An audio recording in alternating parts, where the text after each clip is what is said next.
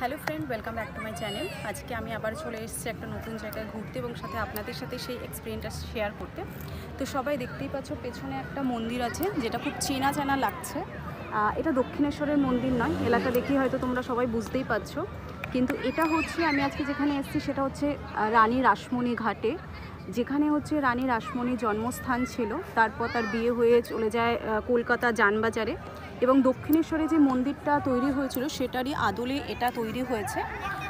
এখানে আসার আরও একটা রিজন আছে, এখানে একটা খুব সুন্দর জায়গা আছে, সেই জায়গাটা হচ্ছে ফুচকাপাড়া, যেটা হয়তো তোমরা কম বেশি সকলেই জানো। ফুচকাপাড়ার স্পেশালিটি হচ্ছে এটা যে এখানে এখনও আজকে 2022-এর যুগে এখনও কিন্তু 10 টাকার 12টা এবং 10টা ফুচকা পাওয়া যায়। তো সেটাও তোমাদের সাথে শেয়ার করব। এবার আমি তোমাদের সাথে শেয়ার করছি যে কিভাবে আসবে। এটা হচ্ছে কাঁচরাপাড়া বাগমোড়। কেউ ট্রেন হয়ে এলে কাঁচরাপাড়া 1 নম্বর প্ল্যাটফর্ম থেকে বেরিয়ে অনেক দেখবে টোটো অথবা অটো দাঁড়িয়ে রয়েছে, তাদেরকে যদি বলো যে আমি রানী রাসমণি ঘাট যাব, তাহলে একেবারে তোমাদের স্পটে নামিয়ে দেবে, কোনো অসুবিধা হবে না। আর যদি কেউ বাই রোড আসছো, পার্সোনাল কারে আসছো, তারা কিভাবে আসবে? গান্ধী মোড় থেকে একটাই রাস্তা স্ট্রেট, যদি চলে আসো বাগমোড় চলে আসবে। বাগমোড় থেকে যে রাস্তাটা আমি দেখাচ্ছি, আমি পুরো রাস্তাটাই কিন্তু ভিডিওতে কভার আপ করেছি যাতে তোমাদের কোনো অসুবিধা না হয়, চিনতে কোনো প্রবলেম না হয়। তো একটু ভিডিওটা ভালো করে দেখবে যাতে কোনো সমস্যা না হয়। একদম স্ট্রেট রাস্তা, কোনো গলির দিকে যেতে হবে না। যে সোজা বরাবর রাস্তাটা যাচ্ছে সেই রাস্তা দিয়ে সোজা বেরিয়ে আসবে। তারপর একটা গলি আছে, একটাই গলি, সেই গলি দিয়ে ঢুকলেই কিন্তু শেষেই রয়েছে আমাদের রানী রাসমণি ঘাট। যে গলিটা দেখতে পাচ্ছ, যেটা ডান হাতে বেরিয়ে চলে যাচ্ছে, সেই রাস্তা ধরেই আমরা আবার চলে আসবো। আমরা পৌঁছে গেছি রানী রাসমণি ঘাটে। এটা হচ্ছে মন্দিরের সামনের জায়গাটা। দেখো জায়গাটা অনেক বড় রয়েছে। এখানে টোটো দাঁড়িয়ে থাকে, অ্যাভেলেবেল থাকবে, কোনো অসুবিধা হয় না ফেরার সময়ও যে হয়তো আমরা কিভাবে যাব, এরকম কোনো সমস্যা নেই। এখানে মাঠটা অনেকটাই বড়, মন্দিরের যে কোনো অনুষ্ঠানে কিন্তু এখানে খুব বড় সড়ো করে প্যান্ডেল হয়।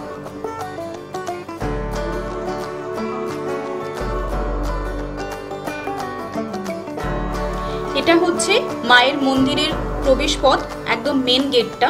মন্দির খোলার সময় হচ্ছে সকাল 9টা থেকে 12টা পর্যন্ত খোলা থাকে সকালের দিকে, আর বিকেলবেলা আবার 4টের সময় ওপেন হয়ে যায়। আমি একেবারে 4টের সময় চলে এসেছিলাম, তার জন্য মন্দির চত্বরটা বেশ ফাঁকা ছিল, খুব ভালোও লাগছিল।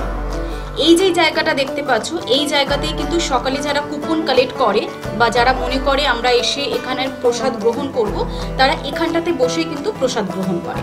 তো তোমরাও যদি মনে করছো কেউ সকালে আসবে, এসে এখানে বেশ খানিকটা সময় কাটাবে এবং মন্দিরের প্রসাদ গ্রহণ করবে, তার জন্য 11টার মধ্যে চলে আসতে হবে। 11টার মধ্যে কুপন কালেক্ট করতে হবে। আর যারা কুপন কালেক্ট করতে না পারছো 11টার মধ্যে, তারা কিন্তু এই যে ফোন নাম্বারটা রয়েছে, এটা পজ করে ফোন নাম্বারটা কালেক্ট করে রাখতে পারো। এই ফোন নাম্বারে কল করেও কিন্তু তোমরা কুপনটা কালেক্ট করতে পারবে। সকালে এলে পুজো দেবার ব্যবস্থা থাকে, বিকেলেও পুজো দেবার ব্যবস্থা থাকে। এই যে গেটটা দেখছো, এই গেটটা সবসময় বন্ধ থাকে। মন্দিরে যে সামনের গেটটা রয়েছে সেটাতে সেখানেই ঠাকুরের পুজোটা হয়, যেটা আমি জানতে পারলাম কিছু লোকের সাথে কথা বলে। তো এবার আমি একটু ভেতর থেকে ঘুরে আসবো।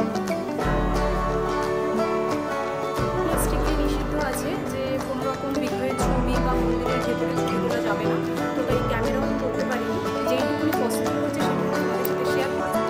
মন্দিরটা আমার ঘোরা হয়ে গেছে, এবার আমি বেরিয়ে এসেছি মন্দিরের পাশে যে জায়গাটা রয়েছে সেটা একটু তোমাদের সাথে দেখাবো বলে। এখানে বেশ কিছু দোকানপাট রয়েছে, এখানেও কিছুটা সময় কাটানো যায়। সামনে তো গঙ্গাই রয়েছে, এবার সেখানটাতেও যাব। এই যে মন্দিরটা দেখছো, যেটা টোটো স্ট্যান্ডটা ছিল তার সামনে যে মন্দিরটা ছিল সেটা সেই মন্দির। এখানে বজরংবলীর মন্দির রয়েছে, এটাও তোমরা দর্শন করতে পারো। খুব শান্ত পরিবেশ। আমি ভেতরে একবার যাব, কিন্তু ক্যামেরা তো করা পসিবল হবে না, তার জন্য বাইরে থেকে তোমাদের একটু দেখিয়ে দিলাম। একটু যাব গঙ্গার ধারে, গঙ্গার জল মাথায় নেব। তোমরা যদি কেউ মনে করো গঙ্গার জল নেবে, পাত্র নিয়ে আসবে, এখান থেকে খুব ভালো করে জল নিয়ে যেতে পারবে, গঙ্গার মাটি নিতে পারবে। এটা হচ্ছে বিকেল টাইম, সেই কারণে গঙ্গার ঘাটটা বেশ ফাঁকা ছিল। সকালের দিকে স্নানের জন্য একটু বেশি ভিড় থাকে। বিকেল টাইমটা পরিবেশটা খুবই শান্ত। একদিনের যদি মনে করো একটু ছোট্টখাটো ট্যুরের, তো অবশ্যই কিন্তু এই জায়গাটা একদম বেস্ট হবে মনের শান্তির জন্য। তো এবার একটু গঙ্গার পরিবেশটা আমি উপভোগ করব।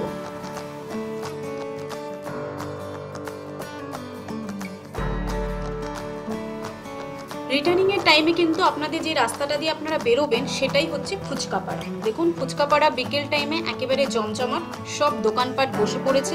এখানে আলাদা কোনো দোকানপাট বলে কিছু নেই, প্রতিটা বাড়ির সামনে যে জায়গাটা থাকে সেখানেই তারা দোকানটা খুলে বসে। তো এলে কোনো সমস্যা হবে না যে কোথায় দোকান আছে কি আছে, পরপর দোকান আছে, যে কোনো একটা দোকানে চলে যান। আর বিকেল টাইমে দেখুন রাস্তাটাও কিন্তু অনেকটাই ভিড়, সবাই এখন যাচ্ছে মন্দিরের উদ্দেশ্যে, কারণ যেহেতু বিকেল 4টের পরে মন্দিরের গেট খোলে, তো সেই কারণে 4টের পর থেকে সবাই একটু বেশি ভিড় হয়।